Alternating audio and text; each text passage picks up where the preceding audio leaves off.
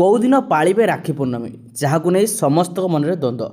August 27 ନା August 28 କେଉଁଟା ଆପଣଙ୍କର ଶୁଭ ମୁହୂର୍ତ୍ତ ରହୁଛି ରାକ୍ଷୀ ପୂର୍ଣ୍ଣମୀ ପାଳିବାର, ଆଉ ଓଡ଼ିଶାରେ କେଉଁ ଦିନ ରାକ୍ଷୀ ପୂର୍ଣ୍ଣମୀ ପାଳନ କରାଯିବ ଡିଟେଲ୍ସରେ ମୁଁ ଆପଣମାନଙ୍କୁ ଷ୍ଟେପ୍ ବାଇ ଷ୍ଟେପ୍ କହିଦେଉଛି।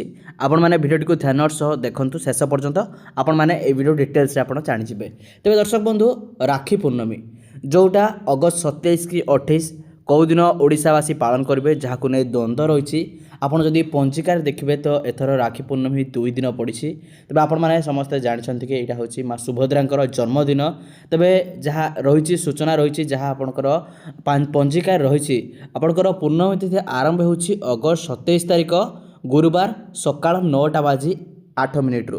ଆପଣଙ୍କର ସକାଳ 9ଟା ବେଳେ ଆପଣଙ୍କର ପୂର୍ଣ୍ଣମୀ ତିଥି ଆରମ୍ଭ ହେଉଛି। ଆଉ ଅଗଷ୍ଟ 28 ତାରିଖ ସକାଳ 9ଟା ବାଜି 48 ମିନିଟ୍ରେ ଆପଣଙ୍କର ପୂର୍ଣ୍ଣମୀ ତିଥି ସମାପ୍ତ ହେଉଛି। ଏବର୍ଷ 2 ଦିନ ରାକ୍ଷୀ ପୂର୍ଣ୍ଣମୀ ପଡ଼ିଛି। ଆଉ ଆପଣମାନେ ସମସ୍ତେ ଏଥିପାଇଁ ବ୍ୟସ୍ତ ହେଉଛନ୍ତି କେଉଁ ଦିନ ପ୍ରକୃତରେ ଆପଣଙ୍କର ପାଳିବା ଦରକାର। ଦେଖନ୍ତୁ, ଆପଣଙ୍କୁ ମୁଁ ଗୋଟିଏ କଥା କ୍ଲିୟର କହିଦେଉଛି, 27 ତାରିଖ ଦିନ ଆପଣଙ୍କ ହାତରେ ବହୁତ ସମୟ ରହିବ। 9ଟା ପରଠୁ ଆପଣଙ୍କ ହାତରେ ସମୟ ରହିବ, ଦିନଭର ସାରା ସମୟ ରହିବ। ଆପଣ ଯେତେବେଳେ ଚାହିଁବେ ଭାଇଙ୍କ ହାତରେ ରାକ୍ଷୀ ବାନ୍ଧି ପାରିବେ।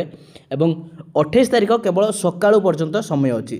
ସକାଳୁ 9ଟା 48 ପରେ ଆପଣଙ୍କର ଶୁଭ ସମୟ ସରିଯିବ। ତେଣୁ ଆପଣମାନେ ଯଦି ପାରିବେ ତ 27 ତାରିଖ ପାଳନ କରନ୍ତୁ। ଆଉ ଯାହା ସୂଚନା ରହିଛି ଶ୍ରୀମନ୍ଦିର ତରଫରୁ 27 ତାରିଖ ରାକ୍ଷୀ ପୂର୍ଣ୍ଣିମା ଓଡ଼ିଶାରେ ପାଳନ କରାଯିବା କଥା। ଏବଂ ସୁଭଦ୍ରାଙ୍କର ଜନ୍ମଦିନ ମଧ୍ୟ ଏହି ତିଥିରେ ହୋଇଥିଲା ଏବଂ ଦ୍ୱିପହର ଟାଇମ୍ରେ ମା ସୁଭଦ୍ରାଙ୍କର ଜନ୍ମ ହୋଇଥିଲା। କିନ୍ତୁ ଯେହେତୁ 28 ତାରିଖ ଦିନ ଜଗନ୍ନାଥ ମନ୍ଦିରରେ ଶ୍ରୀମନ୍ଦିରରେ ପାଳନ କରାଯିବ, କିନ୍ତୁ ଓଡ଼ିଶାବାସୀ 27 ତାରିଖ ଦିନ ସମସ୍ତେ ପାଳନ କରିପାରିବେ।